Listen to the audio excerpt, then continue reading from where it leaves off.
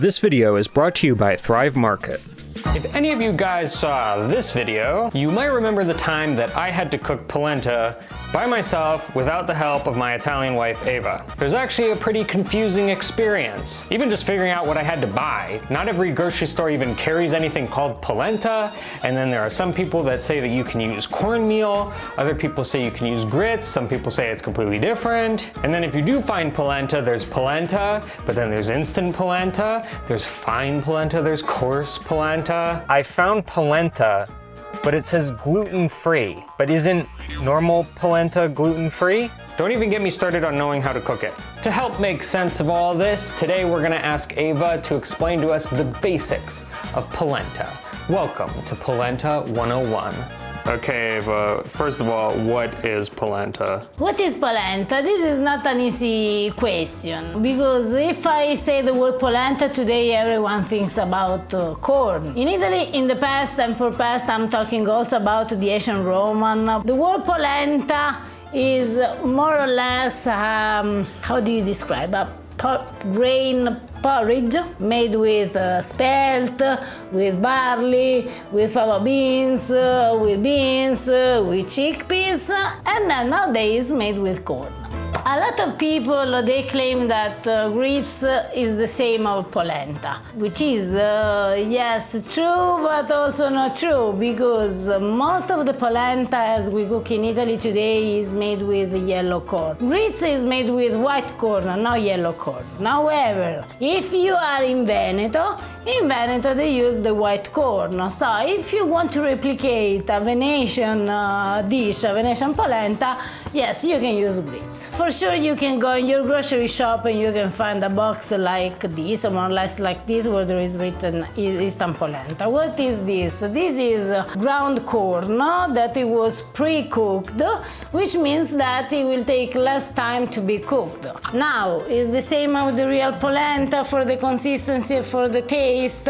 No, but if you have just 10 minutes of time and you want a polenta, go for it. Cornmeal technically is the same of polenta because it's ground corn as polenta. Now, what's the problem with the cornmeal? If we can talk about a problem. The problem is how it is grounded, because it's not the same thickness or Fineness, I don't know if exists this word, and which means that when you cook this as a polenta, the texture will be a little bit strange. It can work if the only choice that you have is this, but keep in mind that there is this difference about the consistency. In your grocery shop, you can also find polenta, and as you can see, this is the real deal, because it's grounded cornmeal, and the groundness is more or less the same for all the package. Then, if you look at the instruction on how to cook polenta, you will see here that it takes at least 30 minutes. So this means that this is not an instant polenta. And this is what usually you can find here in a normal grocery shop in US. But if we want to go back to Italy, there we have several kind of polenta. This is one of the kind of polenta that we have in Italy, is polenta bramata. This kind of polenta is a very coarse, which means also that when you cook the polenta, you will end up having a polenta that is much more rustic, is very good, for example, with very heavy, hearty stew with a very strong cheese, because, as I said, the taste, the texture, the flavor will be much more rustic. And then we have the fioretto, that is grounded corn, but in a finer way. Because this is finer than polenta bramata, your polenta will have a very smooth and soft texture. Okay, well, now that we've gotten to the bottom of what polenta is, you want to cook some? Yes, Harper, also because I don't know what I have to do with all this polenta. The first step to cook polenta is to bring some water to boil, salted water to boil, And usually the ratio between water and polenta is 2 liters of water, half kilos of polenta. But check the instruction on the package that you buy, because maybe it can vary a little bit. When the water starts to simmer is the time in which we can add our polenta. So with a, how do you say? Whisk. With a whisk. And you need to mix at the beginning very, very well, because we don't want clumps in our polenta. So you're adding just a little bit at a time? Sì, what we say in Italy, a pioggia, which means like the rain.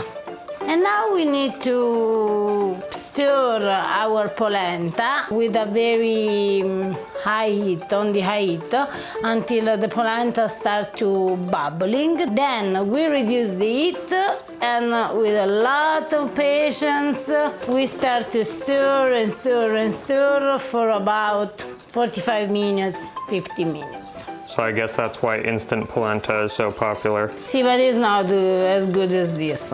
I'm cooking the polenta in a copper pot. Copper pot. Copper pot. In Italy we call paiolo di rame, because traditionally polenta is made in this kind of pot. If you don't have one, you can use also a very thick and heavy inox pot. Inox? Inox? How do you say acciaio? Acciaio? Acciaio. It's like, it's not the silly, acciaio. It's not what? I don't know. Do you say acciaio in English? I have no idea what you're talking about. Acciaio, the material to make the pot, Harper. No, alluminio. Stainless acciaio. steel? Sì, maybe stainless steel. Acciaio inox 1810.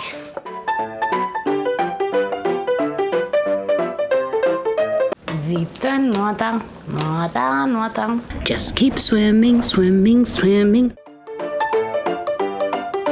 When the polenta is almost done, you turn up the heat at maximum. Keep stirring, because otherwise you will burn your polenta. And as you can see, the polenta comes out all together. This is the sign that our polenta is ready. Do you mean that it sort of forms into one ball? See, one ball that is not stick to the pot anymore. Uno, due e tre. Here we have the most traditional polenta from the north of Italy. Because in the north of Italy, polenta is much more firm. They use polenta more like a bread. You should cut this in slice with a knife, or traditionally with a, how do you call? Wire? See, a cotton. Oh, like a thread? Yes. You cut in slice and you serve this with meat stew, with mushroom, with cheese, and you have your polenta. So good, even just by itself. By the way, I'm pretty sure we're gonna have a lot of leftover polenta today. If you guys would like to see a video on what Eva does with leftover polenta, leave a comment down below. That's sort of its own whole thing. Now that we learned the basic of polenta, which is what I have in front of me, it's time to take you to the intermediate and advanced level of polenta, from the north to the south of Italy, because yes, also in the south of Italy we eat polenta. But first, a quick word from today's video sponsor. We always preach seeking out good, high-quality, healthy ingredients. But we also know that sometimes that isn't always very convenient. Maybe you're a busy working parent and you don't have a lot of time for shopping. Maybe you live far away from a store that sells the kind of healthy foods that you're looking for. Maybe, especially right now, you're just trying to save a buck. If that seems like you, then you need to check out Thrive Market. Thrive Market is an online membership-based grocery store. They are on a mission to make healthy living easy and affordable for everyone. If you shop organic, you know know that it can get pretty expensive.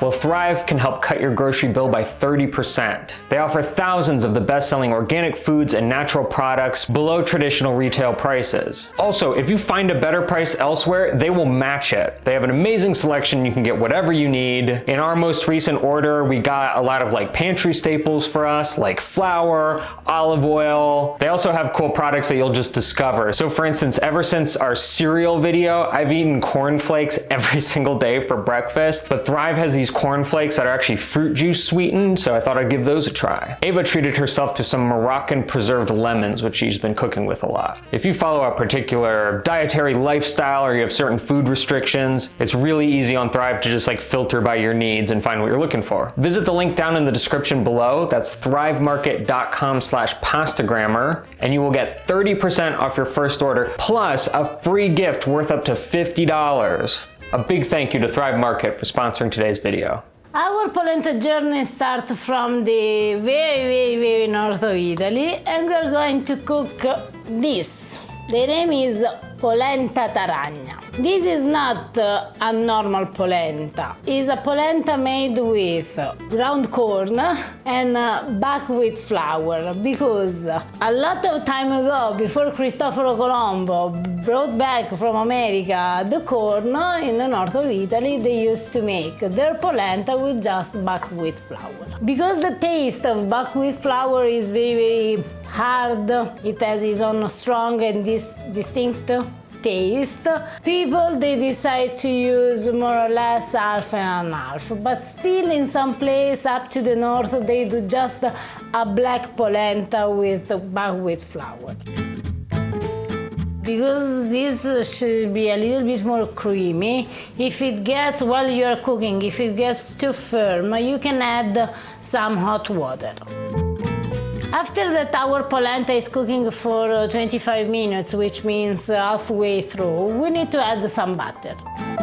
Traditionally, Polenta Taragna uses a cheese that is made in Valtellina, like the Bitto, the Casera. Now, this kind of cheeses are very hard to be found also in Italy. So, can you think in America? So, I decided to skip, to change from this kind of cheese that is impossible to find with a fontina.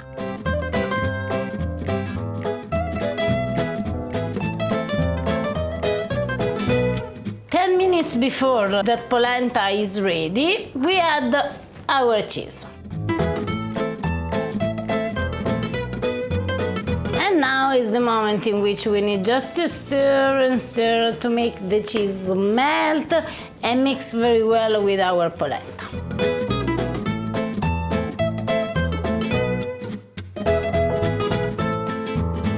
So Harper, this is the traditional Polenta Taragna. I'm very curious to try this buckwheat polenta. Buon appetito. See Harper, but it's so good that It's the first time ever. I know, because it's good. It's like I love polenta. This made pasta grammar history. Ava took a bite without saying buon appetito to me. What's going on? Buon appetito. Oh, okay, I can see why. Now the polenta is an amazing dish by itself. It's like, but the Polenta Taragna and more, because if you eat this like your main course, what you should do is melt some butter with sage and put on top. This is so much better than I imagined it would be. Because you can't really tell what's in there. It just kind of looks like polenta in a bowl. But it is so cheesy and buttery and good. Polenta Taragna is like polenta elevated to the next level. I know though, that polenta, despite what I used to think at least, isn't just from the north. Now we go in the center of Italy. For the center of Italy, I mean Lazio, Abruzzo, Molise, Marche, where they make a polenta and they serve a polenta with a meat sauce made with sausages and pork ribs.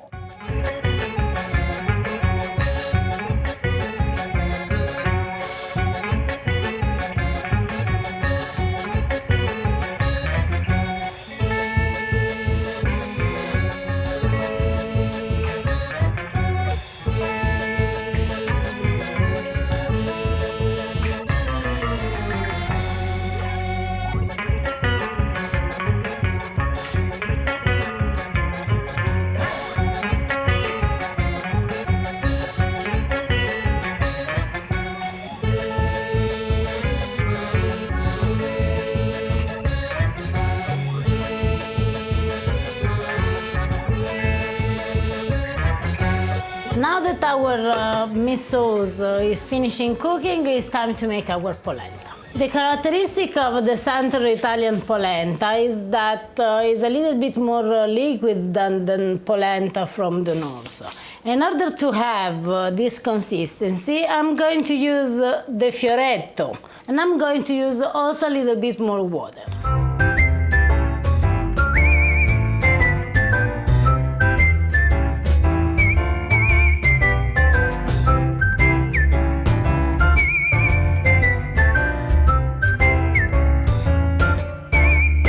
I don't know how obvious it will look on camera, but to me the difference in the texture is really clear. It's completely different. That looks much smoother. It looks almost like yellow cream of wheat. Do you know what cream of wheat is? Wheat, yes, I know, it's grano. Cream is panna. Imagine a kind of porridge of wheat, I guess. I don't know. It kind of looks like that, but white. In Sicily, there is a place where they make polenta with semolina flour. Maybe that's what cream of wheat is. I don't know what cream of wheat is.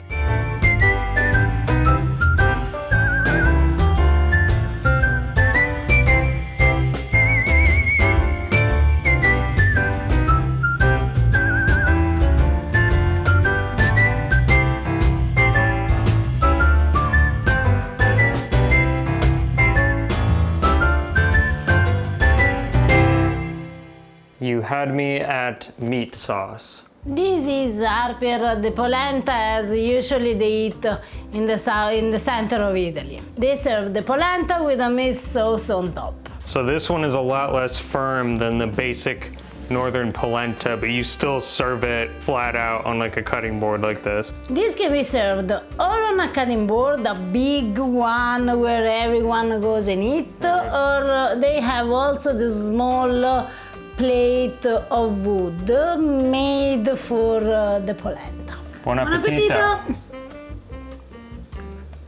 Yeah, so polenta with Ragù is awesome. I mean, I am a little biased because Ragù is like basically my favorite thing in the world, but... Yes, polenta with Ragù is always a must. This is gonna be challenging to figure out which of these polenta dishes is my favorite at the end. We're not done yet. So we've done the north, we've done the center of Italy. That only leaves the very far north.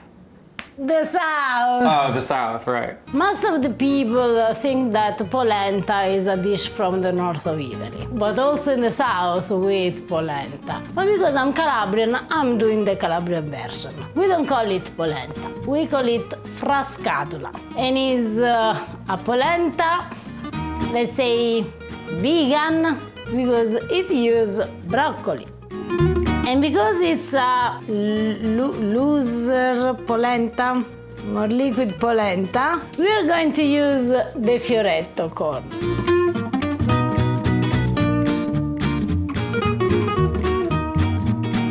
Oh, what? And before we need to cook the broccoli, Harper, do you need the broccoli raw? I was expecting to see a bunch of polenta fall in.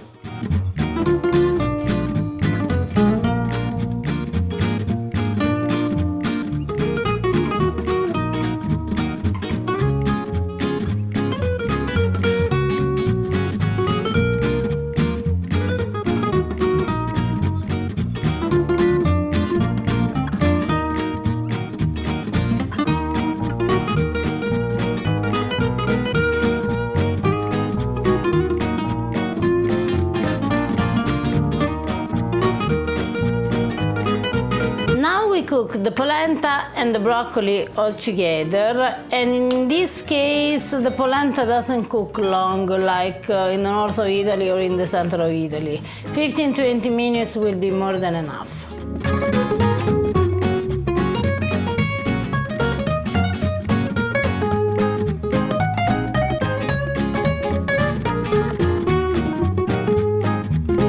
This dish I've actually had before. I had it on the Pasta Grammar tour. We were in the mountains of Calabria and they cooked this dish. And so I know how good it is. Now I don't know how good yours is, but... Now, let's be honest. Being in the mountain of Calabria maybe makes the things a little bit better. But you forgive me if we are not there. It surprised me then to see, like, you know, vegetables cooked in the polenta. Okay, maybe you could be surprised, but as the polenta was born in the ancient Rome, they used to cook the polenta with the things inside. Buon appetito. Okay, yours is pretty good too. That zing from the spicy pepper. We did with broccoli, and actually this works with every vegetables that is in season. For example, in the south of Italy, we have the broccoli rob. Broccoli rob. This is definitely pronounced broccoli rob, not broccoli rabe. Jeez, guys. This is broccoli rabe. Okay, be honest, which of the three today was your favorite? Okay. And if you say that one, I'm gonna know it's just because you're Calabrian. No, I'm a very honest person, so in between all, because I'm a mouse, is the Polenta Taragna. The Taragna. You're? I'm trying to think of the equivalent of a mouse, but a mouse that really likes Ragù. Anyway, the central one with the Ragù. I'm a Ragù fiend, what can I say? Before we go, a quick shout out to a pasta grammarian in action. They made a beef stew recipe that Ava cooked in the past. It's called peposa, but they also served it with polenta. And what's very interesting, and I'm very impressed, they ground their own corn to make their own polenta. Bravi. What, you trying to show us up? You trying to shame us? We're here buying our packages of polenta and you're grinding your own? Anyway, that's amazing. If you want to become a pasta grammarian, just hit that subscribe button, follow us on social media, and definitely tag us if you try any recipes. We'd love to see some pictures. Thank you guys so much for watching. Hope you learned something new with me today about polenta. We'll see you next time. Ciao. Okay, I'm gonna put some Ragù on this. You can't put the Ragù on that. Why not?